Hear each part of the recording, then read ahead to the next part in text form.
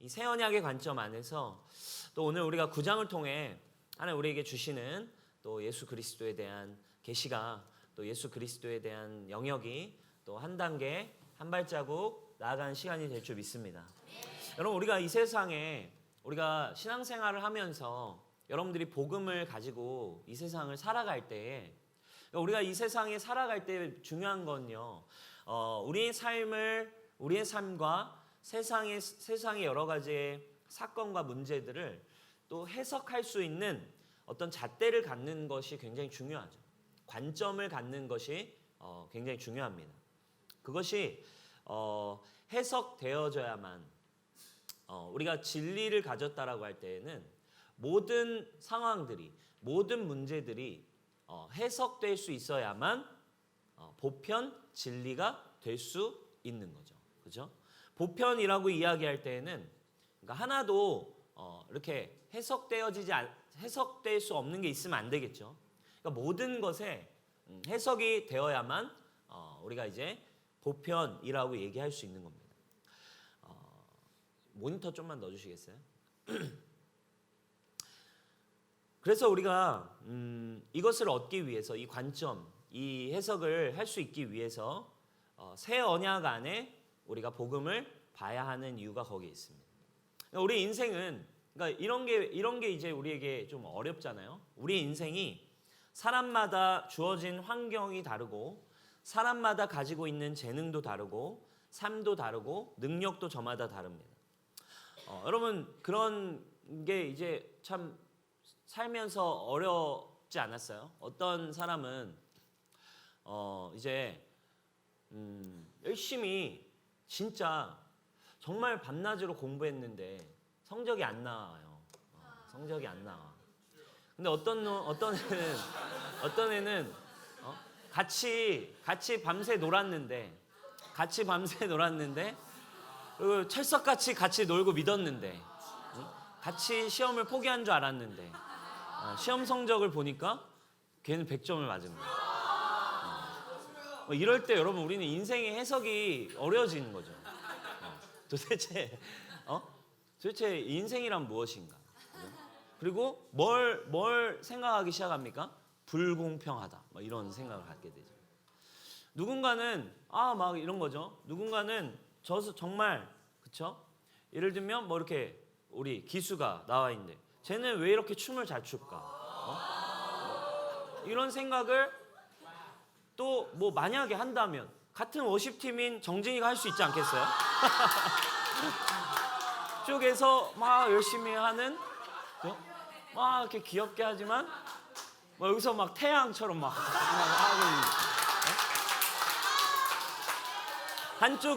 한쪽은 유초등부, 한쪽은 막 태양. 그러면 인간적으로 정진이가 뭐야 나는 왜 몸이 안 돌아가지? 이런 생각을 가질 수 있죠. 또 뭐 어떤 사람은 진짜 이렇게 운동을 너무 잘해요. 운동을 너무 잘하는데 또 어떤 사람은 운동을 잘 못합니다. 나는 왜 운동이 안 될까? 어떤 사람은 키가 180. 근데 어떤 사람은 키가 160. 뭐 이런 어떤 이 세상에 있는 문제들, 이 세상에 일어나고 있는 이런 관점들에서 우리가 생각할 수 있는 거는 그러니까 막 어려워져요. 불공평하다. 저 사람 돈이 많은데 왜 우리 가정은 태어나면서 왜 돈이 없지? 어떤 이런 것들에 대한 우리는 불공평을 생각하고 묵상하며 살아갑니다. 여러분 이거를 여러분들은 그럼 이 세상에 일어나는 이런 수많은 나의 삶의 문제, 나의 삶의 상황 모든 것들 가운데 그러니까 어떤 관점을 가지고 여러분들은 앞으로 생활할 거냐 이거죠. 특별히 우리는 새 언약의 시대, 은혜의 시대, 그리스도 안에 복음을 믿고 살아간다라고 할 때 여전히 이 문제를 해석할 수 있는 힘이, 능력이, 관점이 복음 안에 우리에게 주어졌다라는 부분을 오늘 아마 다루게 될 것 같아요. 불공평하다라는 걸 여전히 여러분들은 느끼고 이 문제 앞에서 예수님 믿는다라고 하고 있는데 하나님은 여전히 불공평하다라고 하는 딜레마를 갖고 있다면 여러분들의 신앙은 성장할 수 없게 될 겁니다. 여러분들의 삶은 하나님의 어떤 축복과 하나님의 은혜들을 누려가는데 어려울 거예요. 나 예수님 믿어. 그렇지만 또 잘 되는 사람은 따로 있어. 뭐 예를 들면 이런 생각. 이런 부분들은 당연히 부딪히게 돼 있어요. 은혜와 진리, 보편적인, 그러니까 보편이라고 할 때 모든 게 다 적용돼야 되는데 이 관점이 적용이 안 되는 문제들이 생기는 거죠. 그러니까 복음 가지고 살기가 어렵다라고 생각하게 되는 거예요. 여러분 오늘 이 본문은 그런 과정 안에서 그런 새 언약의 관점을 우리에게 소개하고 있어요. 요한복음 9장 2절입니다. 2절을 우리가 같이 한번 읽어볼게요. 2절 시작.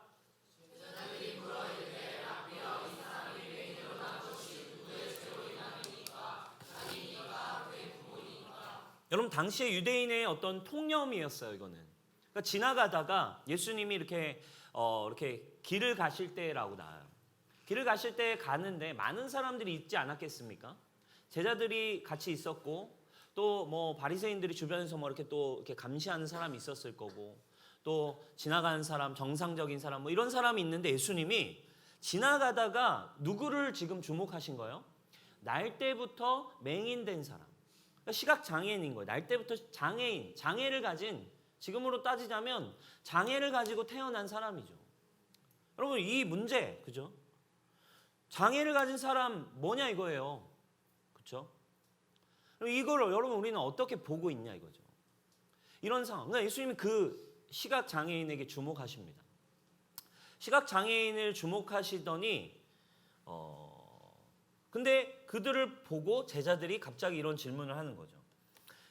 누구의 죄로 인함이니까? 그러니까 이미 이 사람이 이렇게 태어난 건 뭐 때문이다를 깔고 있어요. 말씀 띄워주세요. 뭐 때문이다라는 걸 전제하고 있어요.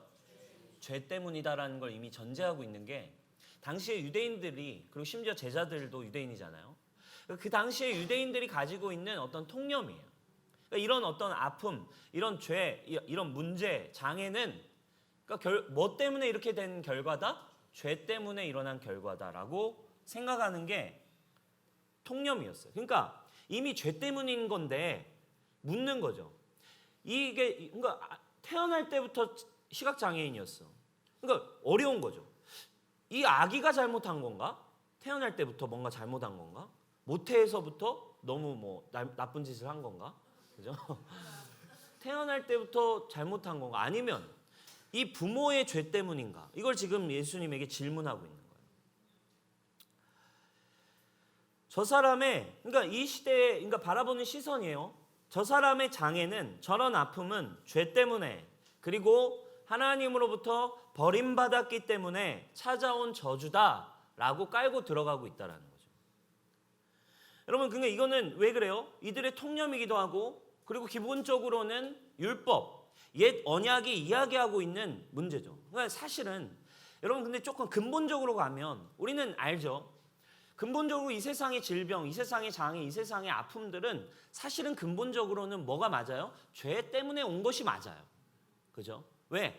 아담이 죄를 짓고 타락한 순간에 하나님으로부터 관계가 끊어지면서 인간이 하나님으로부터 받고 누리고 있었던 축복과 생명과 온전함들이 깨어졌잖아요. 그러니까 그걸로 인해 이 땅에 질병도 찾아온 거고 또 가시와 엉겅퀴가 내면서 저주도 이 땅이 받게 됐고 또 질병도 이 땅에 찾아오게 된 것이죠. 죄 때문은 맞는데 이게 이제 죄 때문에 찾아온 건데 율법으로 옛 언약으로 변질되면서 결국에 이제는 이게 네가 어떤 죄를 지었냐라고 하는 것들 때문에 이제 오기 시작하는 거죠. 그러니까 근본적으로 이 땅이 저주를 받아서 그런 건데 너가 어떤 죄 지었냐? 너 죄 지어서 이렇게 된 거야. 니네 아빠가 니네 거짓말했기 때문에 니네 이런 죄를 받는 거야. 하는 어떤 이런 옛 언약적인 관점이 율법으로 인해서 이 삶 안에 가득 차 있는 거예요. 여러분 예를 들면 민수기 14장 18절에 이런 말씀이 있어요. 여호와는 노하기를 더디하시고 인자가 많아 죄악과 허물을 사하시나. 근데 율법은 늘 이걸 얘기해요. 주님이 용서하셔. 그러나 만약 형벌받을 자는 결단코 용서하지 않을 건데 아버지의 죄악을 자식에게 갚아서 3, 4대까지 이르게 할 거다. 그렇죠? 율법 민수기 14장 18절에 이런 얘기가 나와요. 그러니까 이들은 용서하신 하나님도 알지만 그렇지만 어쨌든 죄에 대해서는 하나님이 뭐 하신다? 대가를 치르게 하시고 심판하게 하신다. 그래서 3, 4대까지도 그 죄값을 치른다라고 하는 어떤 이런 통념, 이 관점이 있는 거예요. 여러분 이게 옛 언약적 관점인 거예요. 그러니까 벌써 문제가 있으면 벌써 어떤 해석을 갖는 거예요? 문제가 딱 있어. 병이 찾아왔어. 문제가 딱 터지면 아유 무슨 죄를 지었길래, 아유 아빠가 뭘 잘못했길래, 아유 불쌍한 것, 부모가 얼마나 잘못을 많이 했길래 이렇게 태어났어 하는 어떤 이런 분위기가 이 타이밍 안에 있는 거죠. 여러분 예수님이 근데 이상한 말을 하세요. 유대인이셨던 예수님이 이상한 말을 하십니다. 3절이에요. 우리 3절 같이 읽어보겠습니다. 시작.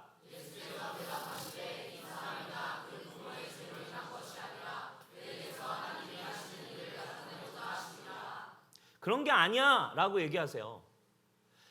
이 사람이나 부모의 죄 때문도 아니고 하나님께서 하시는 일을 드러내시기 위함이야 이렇게 얘기하세요. 죄의 문제 때문에 온 게 아니다. 하나님이 하시는 일을 나타내기 위한 거다. 여러분 오늘 우리가 주님 안에서 그리스도 안에서 여러분 받아들여야만 하는 새 언약적인 관점인 줄 믿으시기 바랍니다. 그러니까 이게 하나님의 관점이에요. 아니야 그것 때문이 아니라 뭔가 하나님의 일을 하시기 위함이야. 너무나 놀라운 관점이에요. 여기서 우리는 오늘 우리가 봐야 되는 게 바로 옛 언약의 관점 vs 그리고 새 언약의 관점. 이걸 우리가 복음 안에서 오늘 9장을 통해 여러분들의 삶에 이것을 배우는 은혜가 있기를 주님의 이름으로 축복합니다. 이 옛 언약의 관점은 우리의 삶 가운데 예수님을 믿으면서도 옛 언약의 관점에 살면 자유를 누릴 수가 없어요. 묶입니다. 옛 언약의 관점이냐 새 언약의 관점이냐. 자 보세요. 율법은 지난 시간에 얘기했어요. 율법은 죄를 드러내요. 죄를 드러내고 그 죄의 삭은 사망입니다. 그렇기 때문에 이 옛 언약의 관점은 죄를 드러내요. 율법은 죄를 드러내고 죄를 정죄하고 그 죄의 값은 결국 사망에 이르게 하는 게 율법의 기능입니다. 그리고 옛 언약의 패턴이에요. 그러니까 이 옛 언약의 패턴을 가지고 있는 사람들은 결국 어디로 가게 돼 있어요? 사망으로 갑니다. 그러니까 이 세상에 찾아온 문제들은 아까 얘기했어요. 죄 때문이 맞아요. 장애, 질병, 고장난 것은 인간이 죄로 말미암아 고장났기 때문에 하나님의 형상이 깨진 순간 사실 온 게 맞습니다. 그런데 중요한 거는 이 죄라고 하는 것 때문에 찾아온 것이 율법으로 말미암아 우리는 지속적으로 나 자신과 이 세상과 모든 것을 옛 언약의 어떤 죽음의 관점 가운데 계속 우리를 살아가게 한다라는 거예요. 무슨 말이냐면 결국 결과적으로 어떻게 되냐?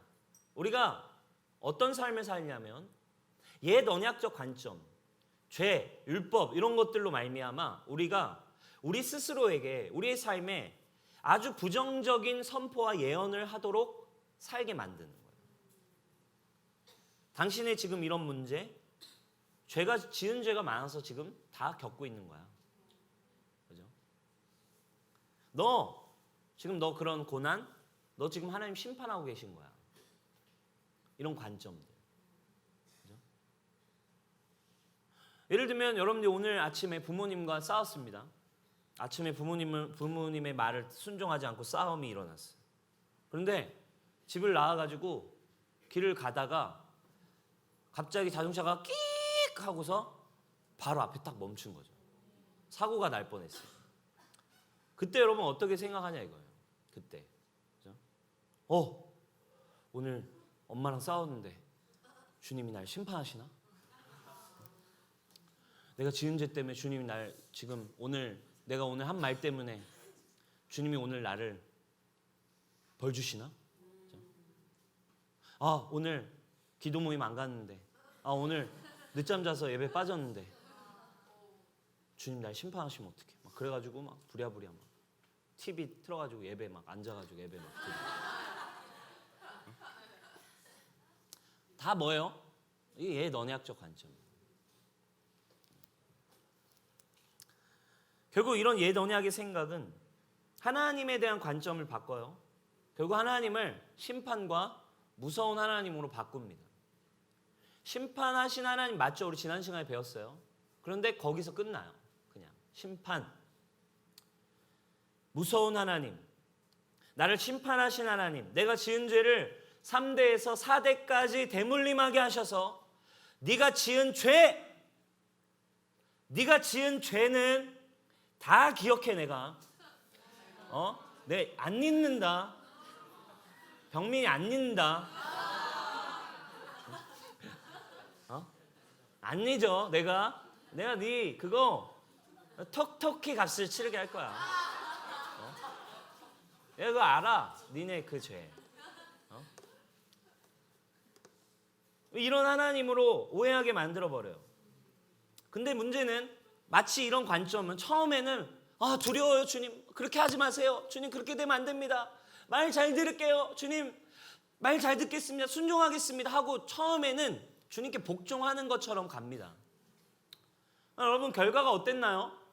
뭔가 주님께 복종하는 것 같지만 무섭기 때문에 두렵기 때문에 주님을 향해 가긴 가지만 여러분 결과가 어땠어요? 결국 하나님과 더 멀어지게 돼요. 제가 알기로 이런 관점으로 신앙생활하는 사람들 중에 예수님을 더 사랑하게 된 사람 저는 본 적이 한 번도 없어요. 사역을 즐거워하는 사람 한 명도 본 적이 없어요. 두려워서 하는 거죠. 그죠?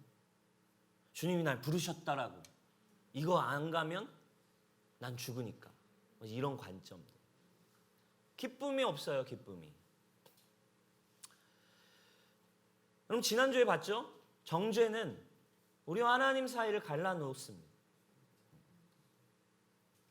그리고 이 옛 언약의 예언은 어때요? 어떤 패턴이 오나요? 자기 자신에 대한 선포로 바뀌어요. 수많은 사람들이 얘기했을 거예요. 아이고 불쌍한 것. 부모가 무슨 죄를 지었길래. 아유 안 됐다 진짜. 너 무슨 죄를 지었냐. 너 이렇게 죄값을 치르고 있냐. 너 왜 이러고 있냐. 그러니까 아마 이 맹인 스스로도 자기 스스로를 죄값을 받고 있고 나는 이 죄 때문에 결국 이렇게 평생을 사는구나 라고 스스로를 생각하고 살았을 거예요. 그 율법이 하는 말을 이제 믿어버립니다. 결국 안 돼. 결국 나는 아무것도 할 수 없어. 결국 어떻게 해도 나는 해방될 수 없어. 막 스스로 방법을 열심히 찾고 하죠. 예전에요 제가요 이제 죄를 많이 짓고 방황할 때 주님을 떠나 있을 때 방황하면서 살 때 제가 모태신앙이니까 하나님은 알잖아요. 모태신앙이니까 하나님은 아는데 막 죄를 짓고 막 나쁜 짓을 하고 하나님을 떠나 살 때 제가 막 마음이 두려운 거예요. 한편에는 방황하면서 주님을 떠나서 거역하고 막 하고 싶은 거 다 하고 죄를 짓고 살지만 제가 마음 한편에 막 이런 율법적인 이걸 잘 아니까요. 제가 마음 한편에 이런 생각이 있었어요. 나중에 진짜 내가 자녀를 낳고 내 자녀에게 내가 이 지은 죄값이 막 가게 되면 어떡하지? 막 이런 생각을 제가 했어요. 그리고 제 마음에 어떤 두려움이 있었냐면 진짜로 내가 지은 이 죄들 때문에 내가 낳게 될 아이가 진짜 장애가 생기는 거 아닌가? 뭐 이렇게 장애를 가지고 내 딸이 태어나고 내 아들이 태어나진 않을까? 뭐 이런 생각이 제 안에 막연하게 있었어요. 그런데 주님을 인격적으로 만나고 난 뒤에도 제 마음에는 여전히 이 옛 언약적 관점이 제 안에 있는 거죠. 내가 오늘 이렇게 하면 주님이 이걸 이렇게 하시지 않을까. 내가 지은 죄가 정말 너무나 많기 때문에 저의 자녀에게 혹은 저의 삶에 저는 그래서 이렇게 기도했어요. 주님 인격적으로 만난 뒤에는 주님 어쨌든 제가 지은 죄가 있기 때문에 그래도 주님 만약에 주님이 그런 걸 허락하신더라도 주님 제가 달게 받겠습니다. 이 정도의 기도밖에 할 수 없는 거죠. 제가 이 새 언약 그리스도 안에서 일어나는 일이 뭔지를 모르니까 긍휼 그 대신 주님 불쌍히 여겨주세요. 이 기도를 계속하는 거죠. 그래서 제가요 근데 이것이 새 언약 안에서 완전히 회복됐지만 제 안에 우리 사모님이 조이를 첫째를 딱 가졌어요. 근데 이제 아이를 가지면 몇 개월 지나면 이제 아기가 이제 장애가 있는지를 검사해요. 이 모태에서 이 산부인과에서 이 뭐라고 하죠 이거? 초음파로 장애가 있는지 없는지를 검사합니다. 근데 제가요 장애 검사하러 간다고 할 때 제 안에 어떤 이 예언학적 그게 있으니까요 벌컥 마음에 한편에 두려운 거죠. 어떡해. 그래가지고 그런데 이제 이제 정상이라는 판정을 받을 때 제 마음에 뭔가 저도 모르게 안도의 이 한숨 이런 게 나오는 걸 제가 문득 느끼곤 했어요. 제자들은 이렇게 물어요. 이 사람이 맹인으로 난 게 누구의 죄로 인함입니까? 여러분 이 질문 또 어떻게 느낍니까? 이건요 우리 안에 이 예언학적 관점을 가지고 살아가게 해요. 믿어도 그죠? 여전히 죄값을 하나님 치르게 하실 거야. 여전히 물론 여러분 우리가 알고서 우리가 계속해서 죄를 허용하는 것은 죄는 우리로 하여금 저주의 문을 열 수 있죠. 그러나 여러분 이 죄의 문제가 어떻게 해결됐냐에 대한 부분이 그리스도 안에서 분명한 복음 안에서의 여러분 해석이 오늘 여러분들에게 되어지기를 주님의 이름으로 축복합니다. 죄는 무서운 거예요. 그러나 이 죄의 문제를 우리는 복음 안에서 새 언약 안에서 어떻게 진리로 가지고 있어야 하는가 이걸 여러분들이 분명히 알고 돌아가는 시간이 되기를 축원합니다. 아멘. 그럼 여러분 근데 문제는 이런 관점이 가지게 되고 여러분 이 제자들이요 우리 2절 한번 볼게요. 제가 이 말씀 묵상하면서 2절이요 마음에 걸리더라고요. 2절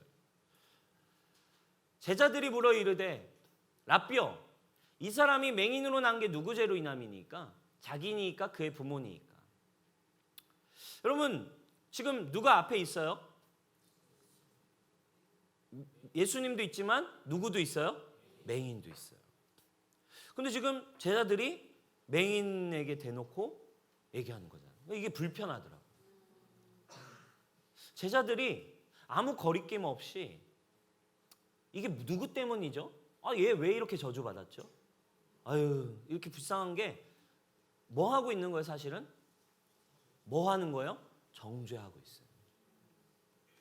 이게 되게 묵상이 되면서 이 패턴은 이 옛 언약의 패턴은 나 스스로도 이렇게 살게 하지만 우리 가운데 자연스럽게 이 옛 언약의 패턴은 이 죄의 문제를 지속적으로 다른 사람에게 적용해버려요.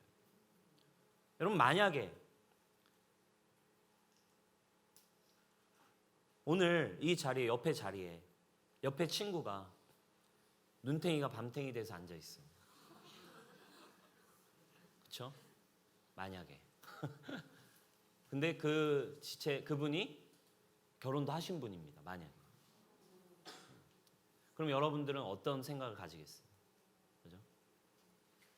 그 문제를 바라보며 그 상황을 바라보면서 여러분은 어떤 관점을 돌리고 있냐 이 말이에요. 얼마나 문제가 많길래 얼마나 어려움이 많길래 또는 가정에 얼마나 힘든 일들이 있길래 여러분 이 공동체에 여러분 옆자리에 정말 냄새나고 지금도 나는 거 아니에요? 냄새나고 못 입고 정말 아파 있는 사람이 만약에 옆자리에 앉아 있을 때 여러분들은 어떻게 보고 있어요? 그렇죠? 이 세상에 소외당하고 아파 있고 힘들어하는 사람들을 바라보면서 여러분들은 어떻게 댓글을 남기고 있습니까? 여러분 우리 안에 우리의 삶을 진짜 진리 안에서 생명 안에서 축복 안에서 살아가기 위해 여러분 안에 진짜 진리의 복음의 눈과 귀가 여러분들 안에 있기를 주님의 이름으로 축복합니다. 아멘. 옛 언약 속에서 우리는 너무 쉬워요. 모든 게 쉽고 예수님 믿는 건 믿는 거고 쉬운 건 쉬운 거예요. 정죄하는 것도 쉽고 남을 까는 것도 쉽고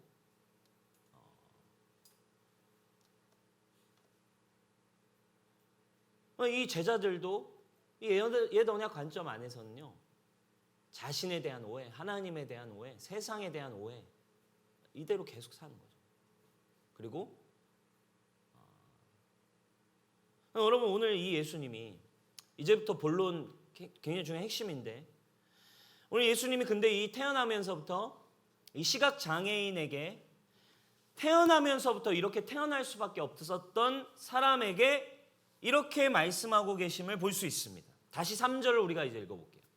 여기서부터 이제 새 언약의 주님의 패턴이 시작됩니다. 주님의 복음이 시작됩니다. 잘 읽어보시죠. 3절 시작.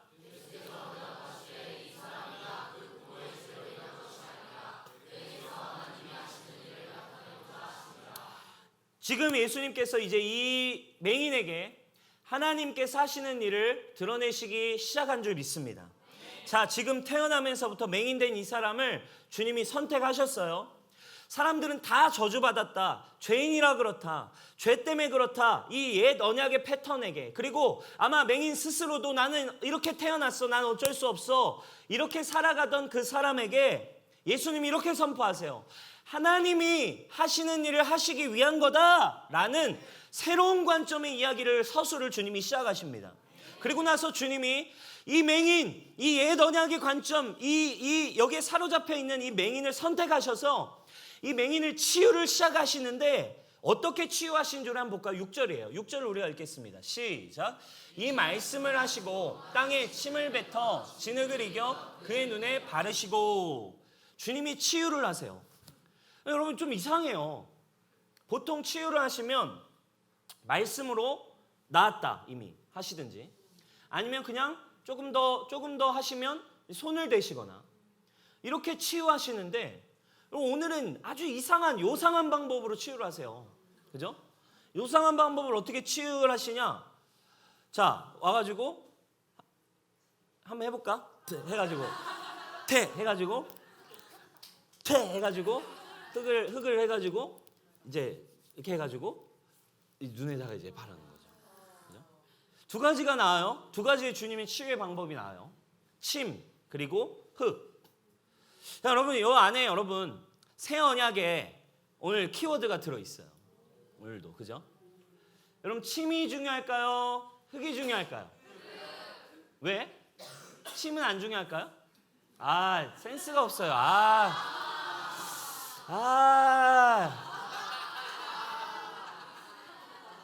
축복합니다. 네. 맞아요. 네. 좋습니다. 우리 미디어 팀이 아주 고생하고 있어요, 여러분. 네. 자, 여러분 이미 나왔으니까 침과 흙이 있어요. 근데 침을 보니까 어떤 해석에는 이런 해석도 있더라고요. 침이 당시에 의학 재료로 쓰이기도 했다. 근데 여러분 문맥상 관점 속에서 사실은 저는 맞는 해석은 아닌 것 같아요. 그렇게 해석할 수도 있지만. 근데 여러분 중요한 건요. 오늘 본문을 보니까 침이 중요한 게 아니에요. 왜냐하면 흙이에요, 흙. 왜냐하면 진흙을 이겨라고 했어요. 진흙을 이겨. 그러니까 영어 성경에는 좀 잘 표현돼 있어요.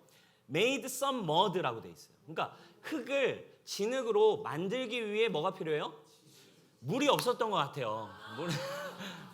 아무튼 마른 흙을 이렇게 팩해야 되니까 팩을 하셔야 되니까 이제 침으로 대신 이기신 거예요. 만드신 거예요.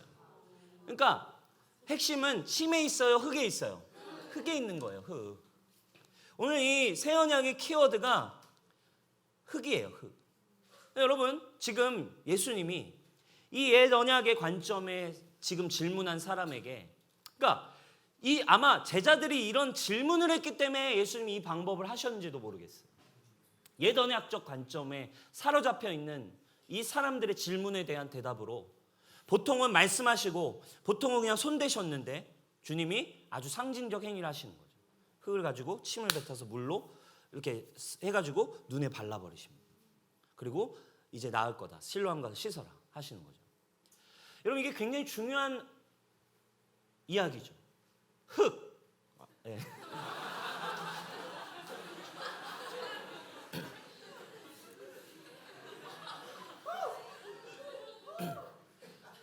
흙.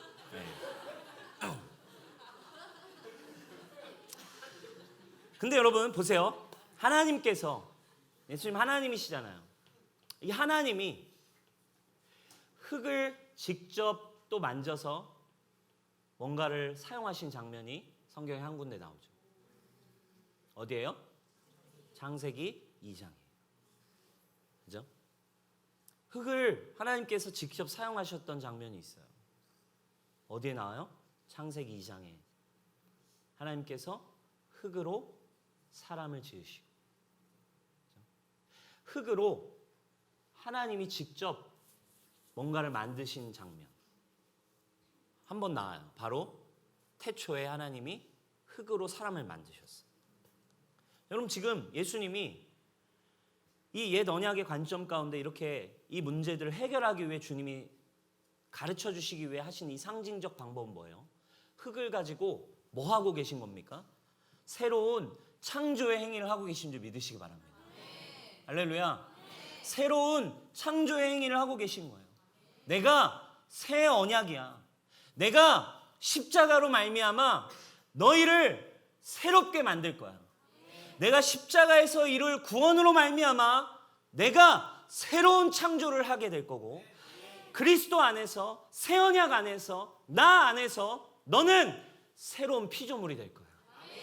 할렐루야. 아멘. 새로운 피조물이 될 거라. 이 세상의 모든 죄악을, 죄 때문에 찾아온 이 죄의 결과로 인한 모든 것은 내가 다 가져가고, 나는 진흙으로 너의 눈에 바름으로 너를 새롭게 창조함으로, 죄의 문제는 내가 그리스도 안에 십자가에 가져가고 모든 문제는 내가 해결했고 너는 새로운 피조물이야. 할렐루야. 여러분, 이게 여러분 그리스도께서 지금 보여주시는 일이에요. 저주는 내가 다 가져갈 거야. 너는 새로운 피조물이 되게 될 거야.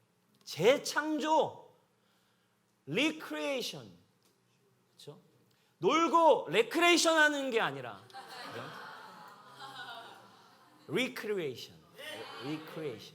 새로운 창조, 재창조에 대한 이야기입니다.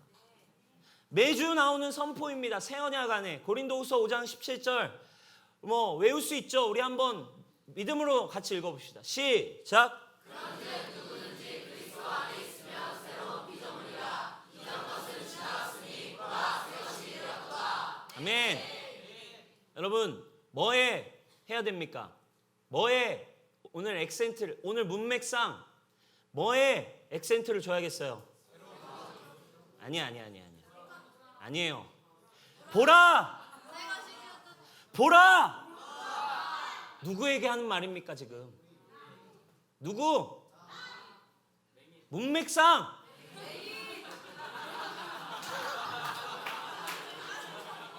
의미상 말고 문맥상. 맹인. 뭐라고요? 보라. 할렐루야. 보게 된 줄 믿습니다. 보게 된 줄 믿습니다. 다시 뭐에 액센트를 주라고요? 보라. 우리 같이 다시 읽겠습니다. 시작. 그런즉 누구든지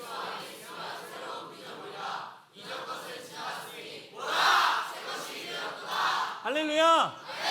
네. 지금 예수님이 이 놀라운 새 언약, 주님의 이 생명에 대한 일을 주님 보여주고 계신 거예요. 여러분, 이 사도 요한이 이 사건을 기록하며 얼마나 설레었을까. 와, 예수님의 이 행위, 지금 자기 자신의 새로운 창조를 말씀하고 계신, 지금 이 옛 언약에 헤어나올 수 없는 이 저주의 패러다임, 죽음으로 가고 있는 모든 패턴 가운데 흙으로 새롭게 눈에 보여주시고 눈을 뜨게 하시고 보게 하신, 새로운 것이 되게 한 것을, 새로운 삶을 비치신 예수님을 보게 된 이 사건. 그렇죠? 이 앞에 5절에 또 중요한 말씀이 나와요. 5절. 4절이죠. 때가 아직 낮침에 나를 보내신 이에 우리가 하여하리라. 밤이 오리니 그때는 아무도 일할 수 없느니라. 내가 세상에 있는 동안은 세상의 빛이고. 눈을 뜨게 됐고 보라 하고 보게 된 맹인이 눈을 떴을 때 누가 앞에 있습니까? 빛이신 예수님이 앞에 있었어요. 할렐루야. 여러분들 눈에, 새 언약 안에 우리가 빛을 보게 됩니다. 무엇을 보게 됩니까? 새 언약이신 예수 그리스도를 보는 은혜가 있기를 축원합니다. 나의 죄, 나의 문제, 우리 가정, 우리의 삶, 환경, 나의 부모의 이게 아니라 여러분 그리스도를 바라보십시오. 새로운 삶, 새로운 피조물, 자유, 진리가 너희를 자유케 하리라. 할렐루야. 여러분 십자가에서 이제 여러분들의 예언은 바뀌어진 것입니다. 더 이상 이 어두움, 죄악의 관점이 아니에요. 여러분들이 이전에 지었던 죄의 문제, 지금 여러분들이 당하는 뭐 어떤 아픔, 사고 이런 것들을 주님이 날 심판하시나 이런 예언약의 관점에서 자유해지기를 축원합니다. 왜? 나는 누구를 믿으니까? 예수 그리스도를 믿으니까. 그분이 내 눈에 새로운 흙으로 나를 새로운 피조물로 만드시고, 왜? 어떻게 가능해졌습니까? 그분이 십자가 위에 달려서 이 죄, 저주, 심판의 문제는 십자가 위에 끝났기 때문입니다. 아멘. 그러니까 문제가 올 수 있습니다. 여전히 질병도 올 수 있어요. 여전히 여러분들의 삶에 이 땅에 저주받은 이 땅에 살아가면서 육신으로 살아가면서 어려움이 옵니다. 고난이 있을 수 있어요. 그러나 그것을 죄의 문제, 심판의 문제로 여러분들의 존재의 문제를 흔들리는 문제로 가져가지 말고 이것을 통해 하나님의 하실 일을 볼 수 있는 믿음으로 성장하는 은혜가 있기를 축원합니다. 주님이 이 상황을 통해서 이제 새 일을 행하실 주님을 기대합니다. 이런 여러분 일들이 여러분들의 삶에 있어야 돼요. 이게 여러분 이제 새로운 피조물이 된 사람들이 이 세상을 사는 새 언약의 관점입니다. 자유 안에서, 진리 안에서, 은혜 안에서 하나님의 뜻을 오해하지 않고 기다리며 신뢰하며 그리 아니하실지라도 하나님은 하나님이십니다. 여러분 이 삶이 나아가게 돼야죠. 이게 흔들리니까 일단 십자가가 흔들리니까 계속 옛 언약 왔다 갔다 하는 거예요. 나 심판받는 거 아니야? 나 이것 때문에 지금 저주받나? 하나님 왜 이러지? 하나님은 오해해요. 하나님의 성품은 십자가에 이미 나타났는데 우리가 아직 죄인 되었을 때 그리스도의 사랑을 이미 나타내셨는데 하고 오해한다 이 말이에요. 옛 언약 관점, 율법의 이 죄의 관점이. 여러분 새 언약 우리 요한복음 앞으로 계속 볼 건데 그죠? 이 새 언약의 삶의 라이프 스타일을 가질 수 있다면 우리 인생이 완전히 달라지는 거예요. 저의 인생은 완전히 달라졌습니다. 아멘. 저는 신학생이어도 오랜 시간 옛 언약의 관점 속에 살았어요. 저는 사역을 하면서도 오랜 시간 이 옛 언약의 관점으로 주님을 두려워하며 섬겼어요. 그러면 그리스도 안에 주님이 나의 친구라는 말이 저는 사실 와닿지 않았어요. 우리 뒤에 나오잖아요. 요한복음 15장이 또 나오거든요. 와닿지 않았어요. 여러분 이 새 언약 그리스도의 사랑 안으로 복음 안으로 우리 뉴스홈교회 청년들 들어가십시다. 그것이 여러분들의 삶을 진리로 인도할 것입니다. 죄를 이기는 삶으로 인도할 것입니다. 자 결론입니다. 그 다음 예수님 또 한 가지를 하세요. 중요한 이 요한복음에 요한이 써놓은 모든 키워드들은 말들은 그냥 쓴 게 없다고 했죠. 그 다음 어디로 보내세요? 7절입니다. 7절 읽겠습니다. 시작.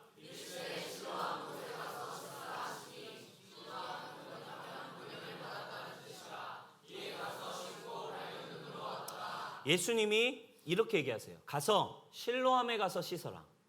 근데 지금 요한이 해석을 달아놨어. 요한의 지금 의도가 담긴 가로 문장이에요. 요한의 의도가 담긴. 뭐예요? 해석하면 번역하면 무엇은 뜻이라? 보냄을 받았다는 뜻이에요. 그러니까 요한이 고민했겠죠. 왜 실로암일까? 왜 실로암일까? 여러분 이 실로암이라고 하는 연못은 원래 이제 물가는 이제 원래 이제 히스기야 옛날 구약 시대에 히스기야가 성이 포위됐을 때 원래 성 밖에 기온이라고 하는 샘이 있어요. 근데 기온이라는 샘에서 이 예루살렘 사람들은 거기에서 물을 떠다가 마시는데 성벽이 포위되는 바람에 물을 뜰 수 없는 거예요. 그래가지고 히스기야가 이 기온샘에서 수로를 뚫어가지고 수로를 내가지고 성 안에 이제 물이 나오게끔 한 게 실로암이에요. 그죠? 그러니까 원래 근원지는 어디예요? 기온샘인데 성 안으로 들어오게 된 물이 실로암인 거죠.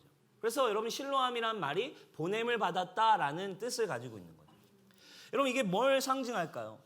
원래 물의 근원 저 밖에 있는 기온샘인데 기온샘에서 보내진 물이라는 거예요.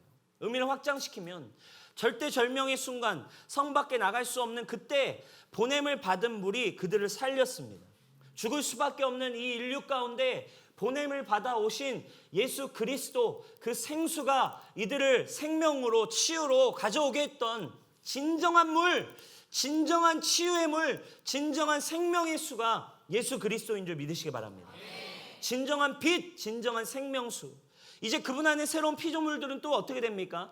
보냄을 받아 이 땅에 생명으로 빛으로 오신 예수님이 우리를 새롭게 하시고 그분이 우리 안에 들어오시면 저와 여러분도 실로암이 되는 줄 믿으시기 바랍니다. 보냄을 받아 살리는 자로 살아갈 수 있는 은혜의 삶을 저와 여러분들의 삶 가운데 가지게 된다라는 거예요. 그때 비로소 새로운 피조물 실로암이 되어질 때 모두가 나에게 와서 나의 삶을 통해 치유가 일어나고 회복이 일어나고 정복이 일어나고 변화가 일어나는 삶을 여러분이 누구이든지 간에 그리스도 안에서 보냄을 받는 삶을 살기를 주님의 이름으로 축복합니다. 사도는 보냄을 받은 자들입니다. 여러분들이 제자의 삶 무엇입니까? 이제 그리스도로 빛을 본 자들은 실로암의 삶을 살게 되는 거예요. 가진 사연, 가진 문제, 장애, 상황, 질병, 고난 상관없이 그리스도 안에 가진 것으로 말미암아 여러분 우리는 주님을 찬양할 수 있습니다. 아멘. 이게 복음의 힘이라는 거죠.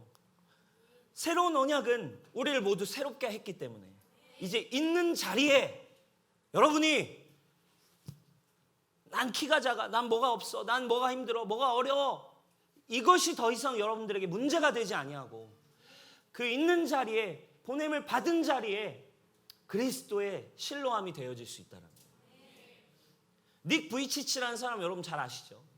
닉 부이치치. 팔다리가 없어요. 팔과 다리가 없고 하체 자체가 없는 극심한 장애를 가진 사람입니다.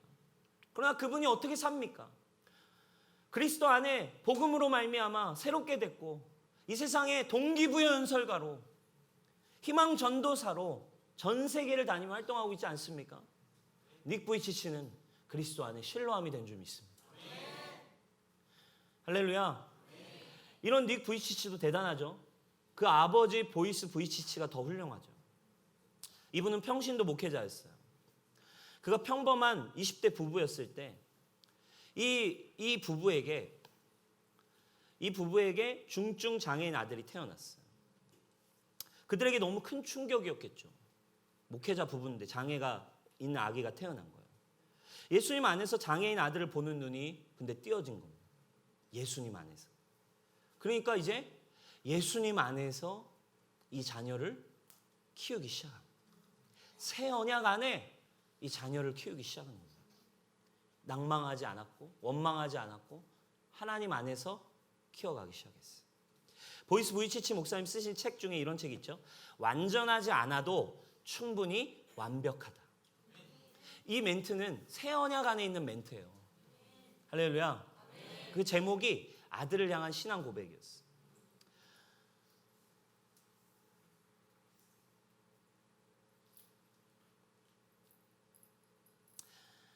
주님이 함께 하심을 믿는다면 주님이 내 안에 계심을 믿어진 순간 여러분 모든 문제들은 그리스도 안에 실로암으로 바뀌어진 은혜가 있을 것입니다. 여러분들이 가진 여러분 재능인데도 여러분 저주라고 보고 있지는 않습니까? 여러분들에게 주신 독특한 아이덴티티가 있어요. 하나님은 실수가 없으신 하나님이십니다.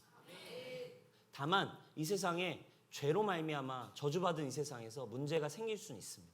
그러나 여러분 복음이 있어요. 그 문제를 해결하시기 위해 예수님 이 땅에 오셨습니다.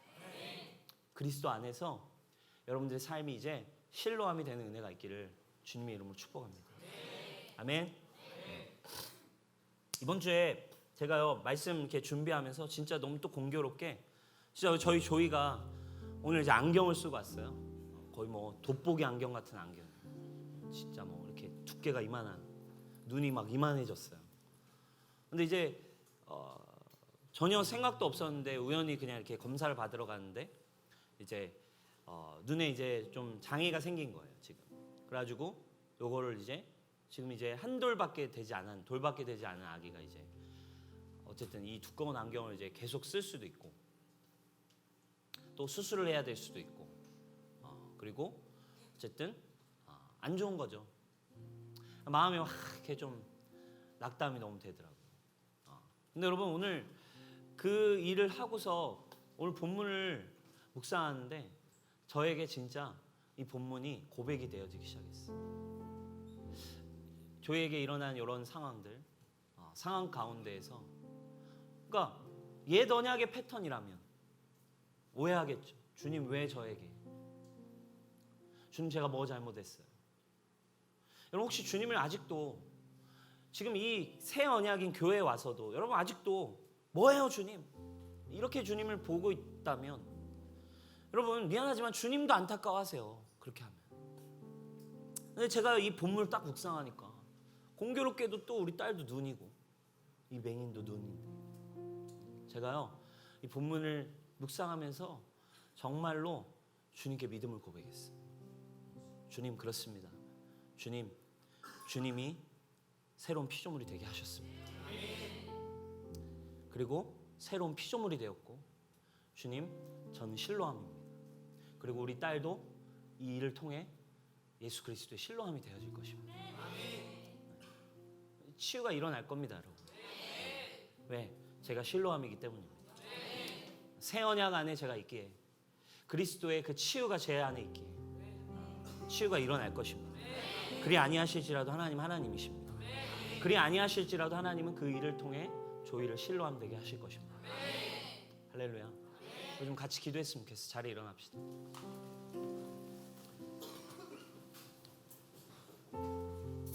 여러분 새 언약 안에서 여러분들의 삶을 어떻게 보고 있습니까?